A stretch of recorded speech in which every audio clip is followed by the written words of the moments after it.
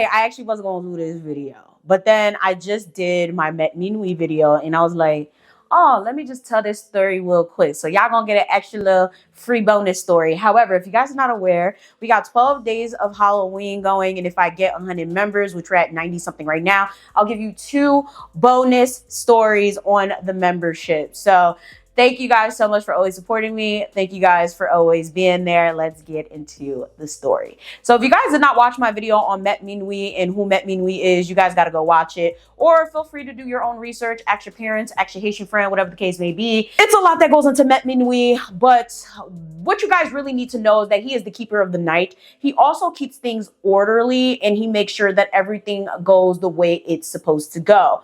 Also added to that, he doesn't like when people fall out of line or when people do not follow instructions. Very, very ritualistic law. Like there's some law, like they don't really care. As long as you're respectful, as long as you have good intent, as long as you know, you show that you care, they don't care. But Met Minwi, not one of those spirits. Everything has to be very, very specific. If you know you're not supposed to be out at 2 a.m. and he catches you, it's not gonna be a good time. And that's what this story is about today. Okay, so as you guys can tell by the title, we're going to be doing a voodoo story time, and this one deals with Met Minwi. So this story was told to me when I was a kid.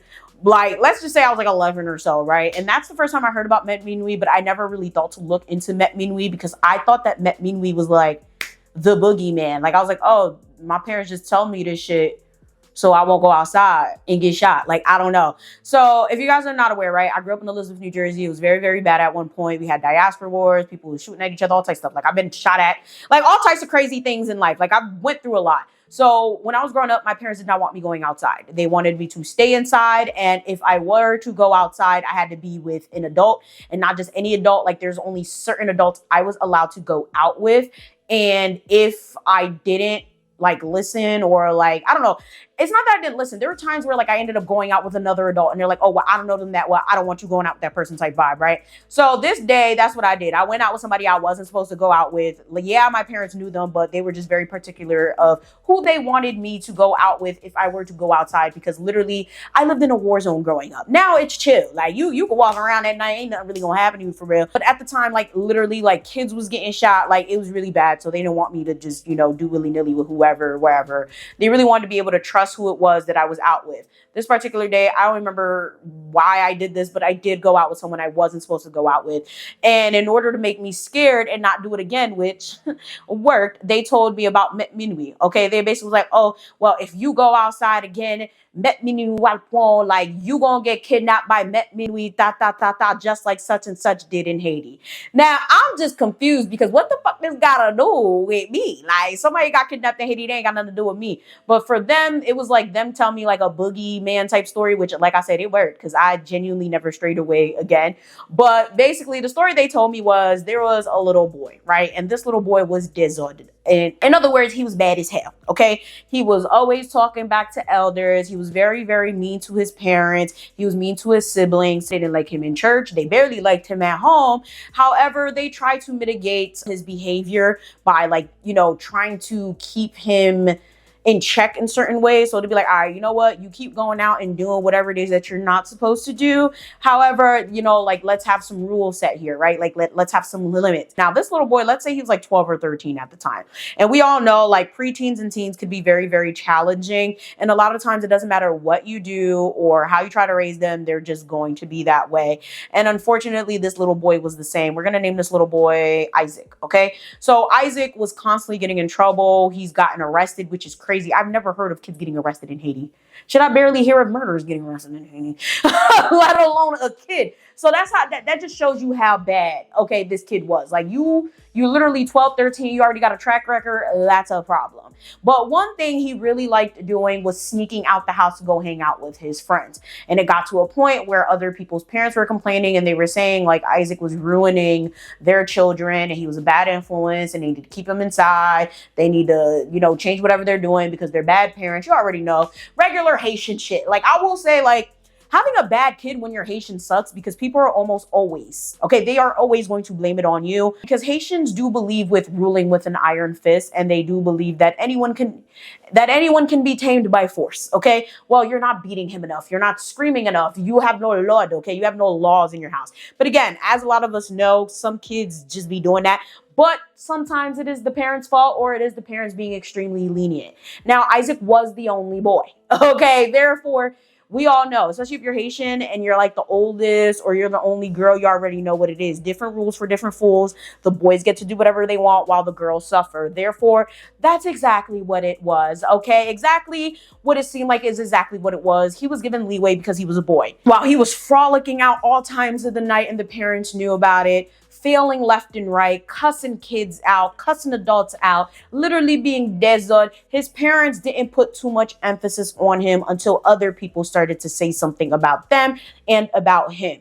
It even got to a point where there was a neighbor down the street that was like, listen, if you don't do something about this kid, I'm going to do something about this kid, or at least someone else is, because like your kid is doing too much. Now, this neighbor, we're going to name him Robert. Do we have a Robert in any of the stories? Whatever. If we do, it's not the same Robert. It's just the first thing I would come up with. So Robert was like very sick of Isaac because Isaac would frequent his house. So Robert had like a bigger house in the area or in the village. It was a very, very nice house. He had indoor plumbing. He had a lot going on. So a lot of times he would go to his house to like steal his fruit, or he would go to his house and just chill while he wasn't home, because a lot of times Robert, he would travel to and from the United States to Haiti because it was like, I don't know. I don't know if he had another family. You know, Haitian men always doing weird shit. Long story short, yeah, he was always traveling back and forth. So he would figure out when he wasn't there. He would break into the house, chill in the house, eat the food, steal the mangoes, all types of shit. Like it was his house. Like lui vivre avec Robert, okay? And we already know, right? That's going to be a no-no. And it wasn't too long after that Robert figured out that he was doing this. However, Robert was probably in Haiti maybe twice a year, so he couldn't do much about it until Robert decided to retire. He's like, you know what? I'm retiring in Haiti and I'm going to stay in the house. And that's when he would realize and notice like Isaac keeps creeping around his yard. So he goes to Isaac's parents and he's like, yo, get your kid, because like we're not about to be doing this. Like I'm not about to keep doing this back and forth. Like I'm retiring. I just want to chill. I don't have time for your kid to be all up in my yard. Ja, ja, ja. Parents say they're going to take care of it. Parents say they want to talk to Isaac. Parents say, oh, it's not that serious. Like, because I'm making it seem less than what it was. But from what my parents explained, it was like a big argument where he was like, yo, literally, like, keep your kid off of my property or like we going to have a problem. Like, y'all don't want to beat him. I'll beat the fuck out of him for you. But see, that's the thing. Most Haitian parents, especially back then, beat their kids. From what I understand, they were beating Isaac. It just didn't matter. But that's also a problem. People need to understand, if you're going to use corporal punishment on kids, you can't do it consistently, because eventually the kid doesn't give a shit. Eventually the kid is just going to look at you like, okay, I can take another beating and I'm going to do it again. And what? And that's exactly what Isaac was doing. Isaac was getting beat. Isaac was, you know, getting scolded. Isaac was literally getting anything and everything from everyone, and no one like could stop him. He was going to do what he wanted to do. His parents claimed they were going to take care of it. Obviously they didn't take care of it, because things just went left from there. After Robert went to Isaac's parents and told him that he needed to handle it, I don't know what happened. It seems like Isaac got more upset that Robert was basically threatening him and basically saying that he couldn't come over to the house anymore. He enlisted a group of his vagabond friends to rob Robert's house. Now, you guys are probably like, how dumb could this kid be? Dumb. Very, very dumb. Also, remember, this is a kid. The kid is like 11, 12 years old. Do you think we can expect anything less from a baby? Like a bad baby at that? Like at the end of the day, his brain is not fully developed. He may know right from wrong to an extent. But what people need to understand is children do not necessarily understand the consequences of their actions. That's what makes them a child. That's what makes them kids. Your brain is not fully developed until you're 25. Imagine that. And even at that, I'm sure we still know full-grown adults that are plain stupid. So whatever. This kid said, oh, I'm going to go get my friends and we are going to rob Robert's house. Well, the thing is, to do a robbery, you more than likely ain't going to do it in broad daylight. You're going to do it at night. And that's what he did. He pulled up to Robert's house at night with 2 or 3 of his goon friends, and they attempted to rob the house, but they were interrupted. They pull up to the house, or at least the barrier, the gate or whatever, and they are stopped immediately by a tall, okay, very, very tall, mysterious figure just staring at them. And he growls at them like basically like on some type shit. They're terrified. they can't technically go back through the gate because they took a lot of work for them to climb the gate. So they run to the back of the house. They're basically like screaming and shit. Nobody can really hear them because the way this house is set up, it's like it's further away from everyone's house, so you're not gonna really hear it. He also has a farm. So yeah, the distance between the houses is kind of far. So they're running around, they're trying to find another way out. This big shadowy figure is following them and basically trying to grab them. And eventually, some way, somehow, one of them find like an entrance or whatever in the gate, and they let themselves out.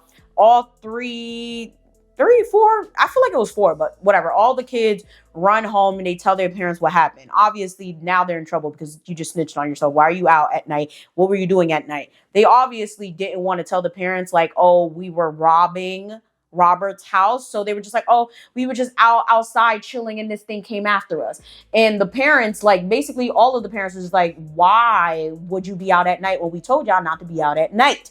Okay, like, we keep telling you, like, not to do this. They're like, oh no, but still, like, Robert got something over at his house. He's a this, he's a that. So at this point, these kids start trying to say that Robert's a lugawu, Robert's a bad person, Robert's out here like acting like he's a Christian, but he's a monster. It was just crazy, all types of shit. Now, one thing they always told this kid was mind your manners and don't go outside at night. I know you like sneaking out and hanging out with your friends, but stop going out at night. Okay, like going out at night is going to be the end of you. Like, there's things outside that we're not supposed to encounter. There's things that don't like it when we go out at night. Like, you need to stop doing that. But he didn't care and he did not listen. See, so one group of the parents, okay, Isaac's parents included, went to go confront Robert about this story. Now, the other group of parents were smart. They were like, you know what? My kid just did some fuck shit, so I'm not about to go make the whole situation worse. So they had no parts in this confrontation. But Isaac's parents, along with like 2 or 3 other parents, go to Robert and go ask him, like, hey, the kids say they saw something in your yard. Now, of course, this becomes a thing because Robert's like, what did they see in my yard? Because last I checked, they're not even supposed to be here. What time did they see it? So the parents, they try to make it less horrible than what it was. But even though Robert just happened not to be home that night, like, he already knew that these kids was out here doing this, that, and the third, that they was always trying to come to his house because they was already stealing fruit, just like all types of shit. So he's just like, I already told y'all to keep your kids off my freaking property. So now it's gonna be some hell to pay because y'all don't listen. So it is what it is. So at this point, the parents get upset. It becomes a whole big thing. Now they're going around telling the rest of the village that this man is this man is that. He got this, that, and the third going on in his house, and he's not to be trusted. Like, it becomes like this big deal because a lot of people are like, oh, well, like, that's a threat, like, da da da da da. But on the other hand, there was a lot of people in the village that were just like, well, those kids are bad as hell. Like, they're always doing shit, they're always stealing stuff, they're always breaking into people's houses. So a lot of people didn't think anything of it, but there was a percentage of people that were like, oh, like, he might be a lugawu, oh, he might be the one, da da da da. Because at the time there was other stuff going on in the neighborhood. Kids were like dying mysteriously, so people were already thinking there was a lugawu in the town. But that's another story for another time. So they were just like, yeah, like, maybe it's him, like, maybe he's the one that's eating the kids or whatever. So obviously Robert was not happy about that. Robert was just on some like, bro, these kids are bad as hell. Like, you won't believe what these kids say. And in actuality, a lot of people do believe what kids say. The thing is, a lot of people are more likely to believe kids than they are adults, right? Especially in a case like this where you have kids dying. Kids are saying they saw some malevolent things, some spiritual things near your house. Like, more than likely they are going to believe the kids, which really does suck because these kids are bad as shit. I wouldn't believe a damn thing those kids said, but a lot of people didn't see it that way. And there were people that were like kind of like questioning him, attacking him. Like, it just became like a real big problem. So some way, somehow, these kids kind of got away with it. Why didn't they call the police? Don't ask me. I don't know. It wasn't my house that was robbed or attempted to be robbed because they didn't really even take anything. So it's like, what? I mean, I guess you could report them for breaking and entering, but they didn't really take anything. And I hate to say it, but a lot of police in Haiti are pretty incompetent. They're going to be like, okay, they broke into your house and nothing got taken. What you got us here for? So it really depends, though. Again, what part of Haiti you're from, blah, blah, blah. Like, some cops will care. Some cops won't. In this case, they probably should have. Like, I feel like Robert should have because Isaac already had a record, if they even wrote any of it down. Yo, police in Haiti low-key be a joke. I hate to say it like that, but yeah. So it's just like, I feel like Robert didn't see a sense in this, so he did this shit instead. Apparently, from what I understand, Isaac kept doing what he was doing, robbing people, going out at night, doing things opposite of what he was supposed to do, and most importantly, had no remorse doing it. So one day, Isaac and one of his friends, this time it wasn't a group, it was one of his friends, decided to go rob a different house in the village. This is the thing, right? If you're going to commit crime, commit it in other people's hoods. Don't do it to your own people. I'm not telling y'all how to commit crime, but I'm just telling y'all, if you're going to do something dumb, do it right. Whatever. So they go and they rob another house in the neighborhood. This is months later, by the way. And I will say, from what I understand, he kind of chilled a little bit. He wasn't getting in trouble as much, so it was easier to pull off this hit. They go to the house and they encounter what they claim was a ceremony. Okay, they claim they stumbled into a ceremony, but none of the people in the ceremony looked human. And they said everything was literally red, hot, and on fire. Like literally, they said some way, somehow, they got through the barrier, they got in the house, and the house was literally on fire in the inside. All they saw was smoke, fire, and people that didn't look like people. That's what they kept saying. There's these people, they don't look like people, they don't look like people, but the house is on fire in some way, somehow. Everybody's in the house and everybody's doing this, that, and the third. So they try to run out screaming. It doesn't work. They're pounding on the door. They're doing everything they can to get out this house. They're breaking the windows. They're running, they're screaming, they're dancing, they're singing. It's like they're happy, but it's like they're kind of trapped there dancing around this fire. So they're terrified. They're trying to get out. They can't get out. It wasn't until maybe 5 minutes later that they were finally able to get out of the house, and they run screaming home. They're running so much. They're yelling and crying so loud that they wake the village up in the middle of the night.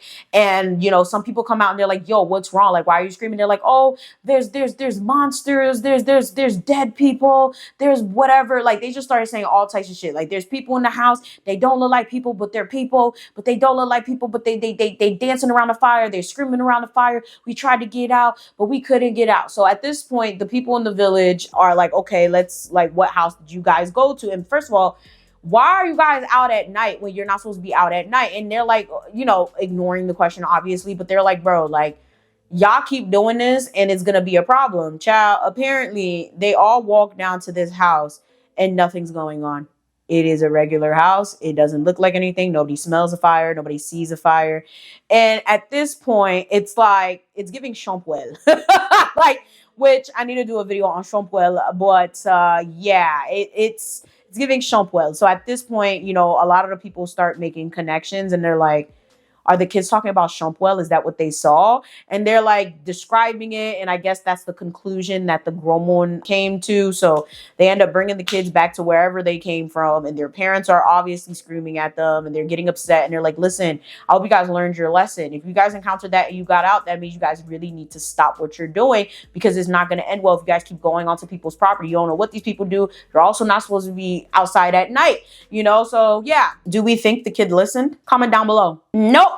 Isaac takes it upon himself to keep doing what he's doing. Now, this time it's probably a shorter amount of time, maybe like weeks later, and he gets this bright idea to steal from one of the businessmen in the area. Now, this businessman had a lot of like Timache type situations. I believe he owned like a mini supermarket as well. So like a lot of people in the community knew him and he was known to have like a lot of money. From what I understand, Isaac's family had money issues, so his idea was to go steal money so that his parents can afford shit. I don't know. Like, realistically, I will say it hurts my heart to hear about kids stealing so that they can help their families, because that is not a child's job. I don't believe any child should be burdened or have to think about like where their next meal is going to come from or how their parents is going to pay bills. But from what I understand, the way Isaac saw and why he kept doing all that desert and trying to rob is because his parents were like probably some of the poorest in the village. Like a lot of the people had really nice houses. They didn't have much. A lot of the people didn't have to think about their school fees or their, you know, where their food was coming from. So Isaac was like, you know what, if I could get this, then we can survive. Like, why do these people get all of this and we get nothing? But what Isaac didn't understand as a kid, and what his parents should have explained to him, is like, you got to work for certain things. And unfortunately, there may be times where all that work isn't good enough. You may not get everything you need, but hey, there's ways to change your circumstances that do not involve stealing from others, okay? So he goes and he steals from this businessman. This time he's by himself. He doesn't involve any of his friends. And Apparently, Isaac never comes home. Now you guys are probably like, then how do you know that's what happened? Isaac is one of the people that like to boast about his shit. Like, he was bad and he knew it and he didn't give a fuck. So he told his friends, hey, I'm gonna rob such and such. I'm gonna go to the market and I'm gonna make sure I take some money from the register, like all types of shit. Personally, I didn't think that people would leave money in their register overnight if they're not there. But I mean, I guess I don't know how a lot of other businesses operate. But from the way I remember the story, I don't know if it was from the safe or the register, but nonetheless, he took money. Okay, that was the goal. He wanted to take money. He wanted to steal. He wanted to rob the store. He told his friends he was going to do it. And the only reason he went by himself is because his friends was like, nigga, you're crazy. After everything that had happened and you getting caught up with Met Minwi and basically seeing that Champwell shit, like, you should relax, okay? You should calm down. Like, this is not something you should be doing. And he did it anyway. He went into that business, stole the money, and he was never seen again.